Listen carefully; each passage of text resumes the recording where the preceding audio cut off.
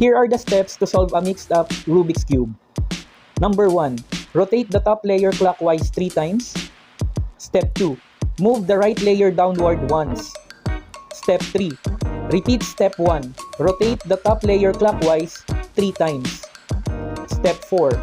Repeat step number 2. Move the right layer downward. Step number 5. Again, rotate the top layer clockwise 3 times. Step 6. Once more, move the right layer downward. Step number 7. Rotate the top layer clockwise twice. Step 8. Finally, move the right layer downward one last time. Please remember that the steps outlined in this video may work for a particular case or a pre-arranged setup, but they won't solve all mixed up Rubik's Cubes universally.